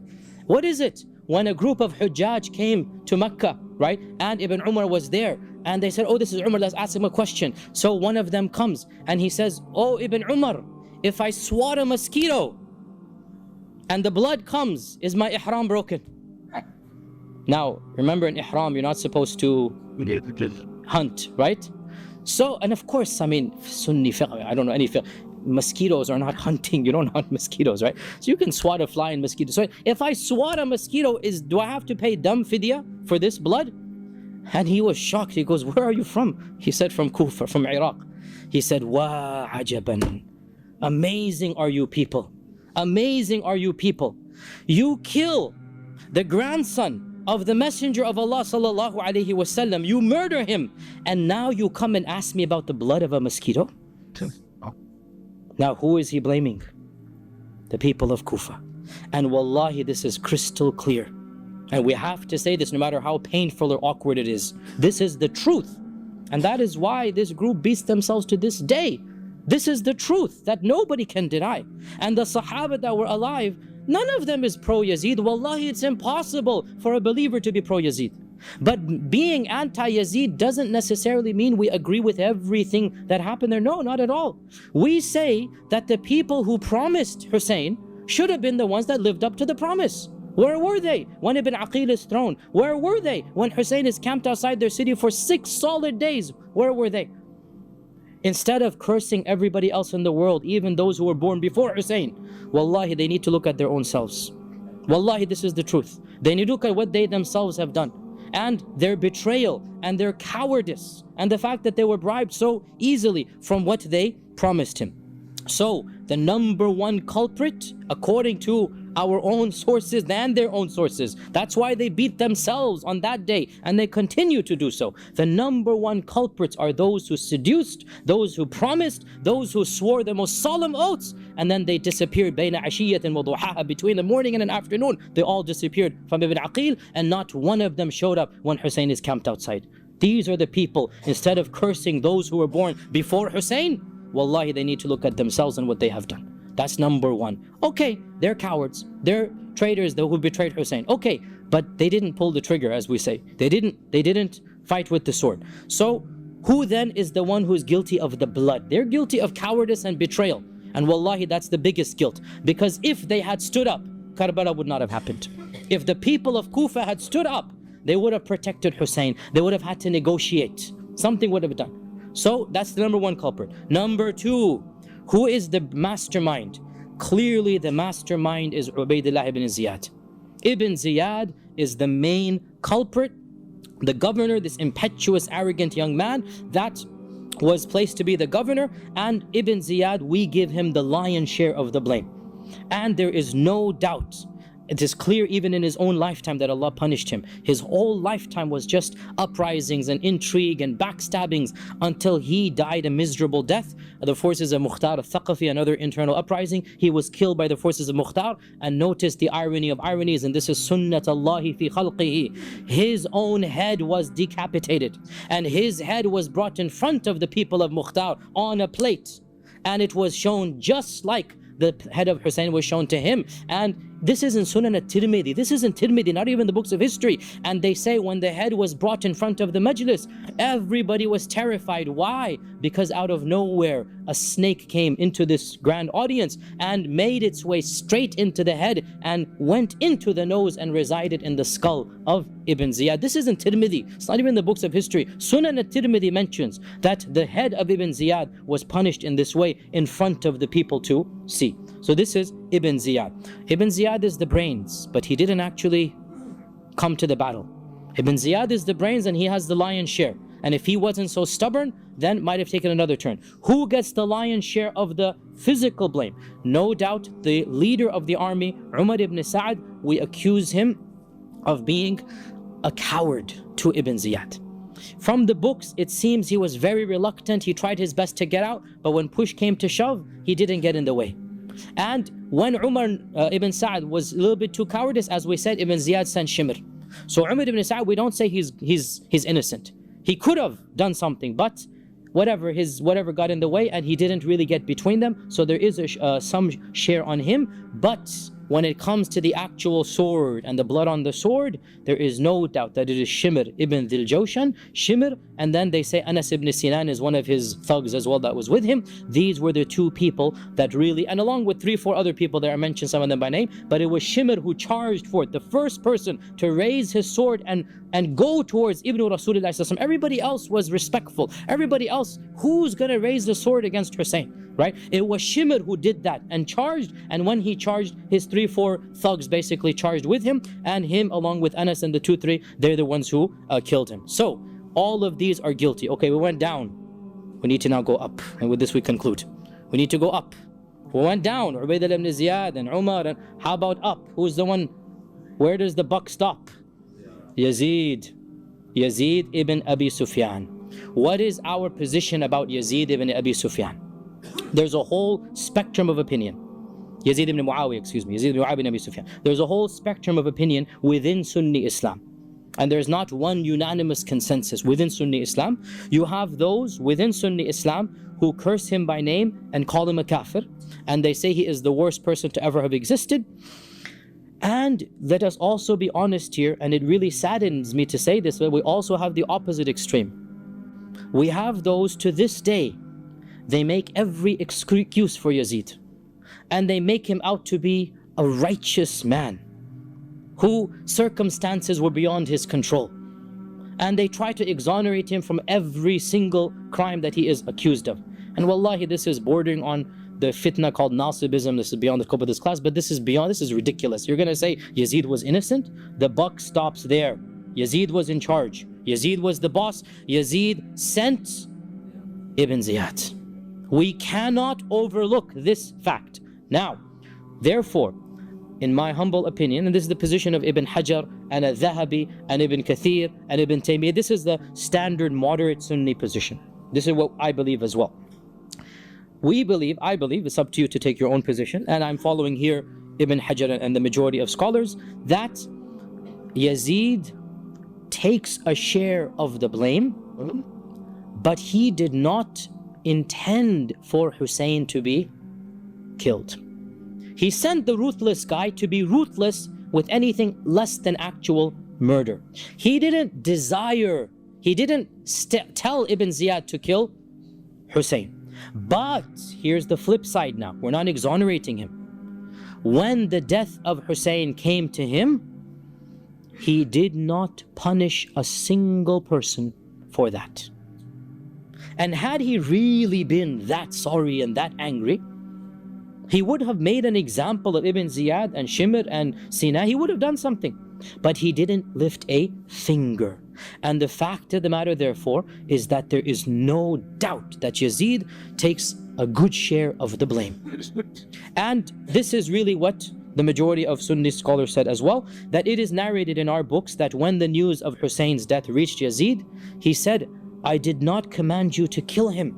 I would have been content with the allegiance of Kufa and you could have left Hussein alone. You didn't have to force him into this, either this or that. As long as the Kufan people were not with him, that's all that I wanted, basically, right? And historically, this makes sense. Hussein was surrounded by Ibn Ziyad on the 3rd of Muharram, and he was killed on the 10th of Muharram, 7 days. It is impossible to get a message to Yazid and back from Kufa to Damascus. What is to be done? Impossible. There is no way Yazid could have known the details. There's no way Yazid could have had an input in what happened. But when he found out what happened, neither did he do anything. Ibn Taymiyyah says, Yazid did not order the killing of Hussein, nor did he show happiness on this. Even though he showed sadness, still he did not support Hussein, nor did he exact any revenge or punishments on those who killed Hussein.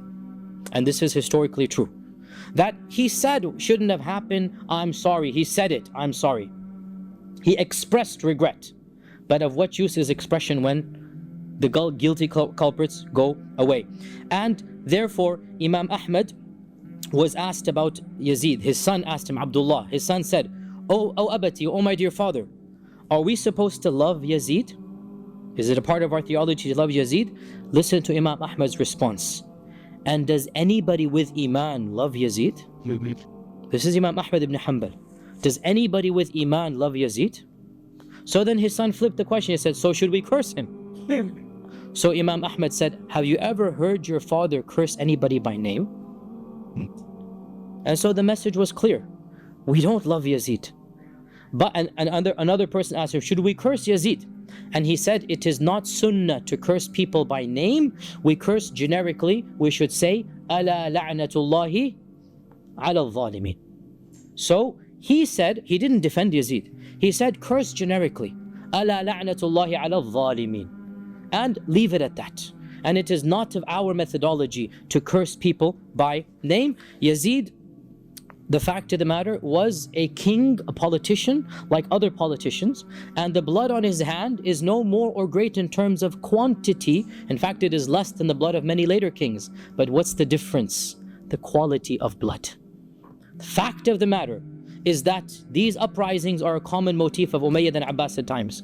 And people after Yazid killed more than Yazid. But the people that Yazid killed are not your average people. They were the grandson of the Prophet ﷺ. Ibn Taymiyyah says, we are just in this regard. We don't curse him. And he was like the other kings. He had good and he had bad.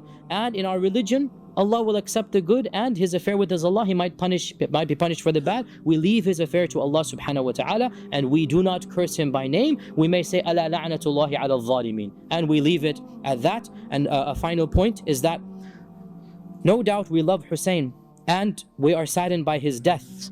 But our love for Hassan is greater than our love for Hussein.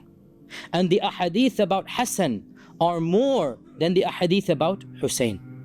And it is authentically narrated in Bukhari that once the Prophet was giving a khutbah and Hassan walked in and he tripped and he fell down.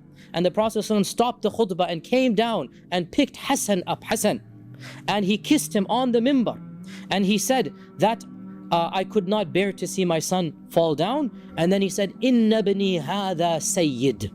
This son of mine shall be a true leader. Even if Muawiyah doesn't consider him a leader, the world considers him a leader. He is the Sayyid over and above Muawiyah. This is something we have no doubt about. This son of mine is the Sayyid. And perhaps Allah will bring reconciliation between two large groups of Muslims through him. Hassan was the better of the two men. Hassan, again Muawiyah meaning Hassan and Muawiyah. Hassan was the one who stood up and said, no more bloodshed. You want the power? Take it. I'll retire. I don't want Muslims to be killed. This was maturity. This was Iman and wisdom. And Hussein had Iman, but the wisdom of Hassan was more than Hussein. And this is what we believe, that Hassan had the more wise methodology, and Hussein no doubt was a brave man and he did what he did.